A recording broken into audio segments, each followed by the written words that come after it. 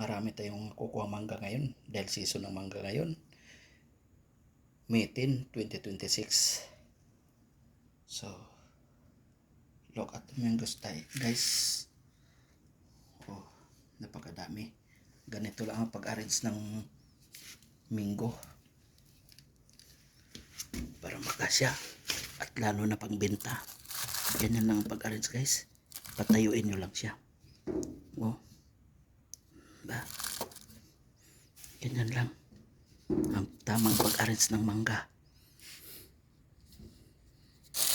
lalo na kung pangbenta. Dapat yung kanyang tangkay nasa ilalim. Kung sa Bisaya, punga, ang iyang punga nasa ilalim. Patindog na nato siya. Ingana ang pag-arrange ng mangga, samot na, lalo na kung ipangbenta. So na Bisaya ko tuloy, guys. Pasensya na kayo dahil Bisaya ako. Napakadaming mangga ang ating nakuha ngayon. Today is May 10, 2026. Yeah. Ganito lang ang tamang pag-arrange ng mangga,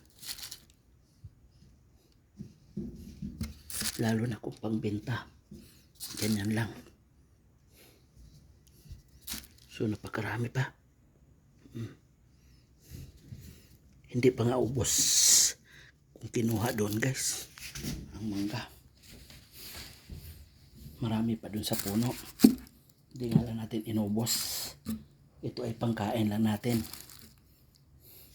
na minsan pag kumain tayo ng kanin at pwede natin to iulam.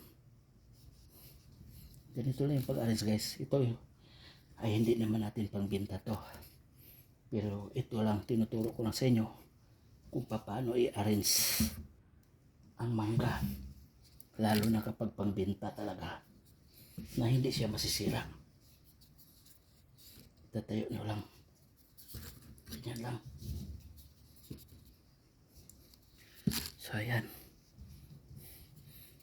napakasimple lang, guys, para hindi masira inyong mangga, lalo na kung malalaki yung mga karabaw. Ganito din ang ginagawa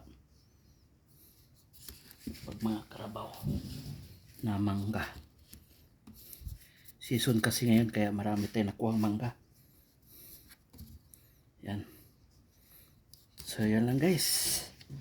Napakarami, diba? Sobrang dami ng ating mangga. Dito ko lang nilagay sa cabinet kasi ating pangkain lang ito. So may natira, basag siya. So kainin na natin to. Ipakita ko to sa inyo. Tingnan nyo, dilaw na.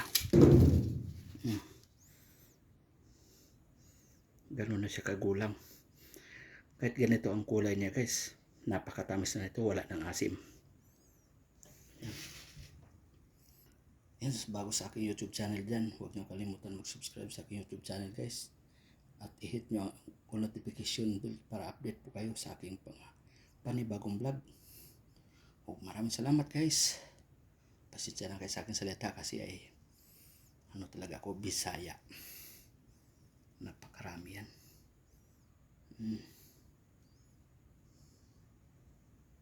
So yan, guys. Maraming salamat. Bye bye.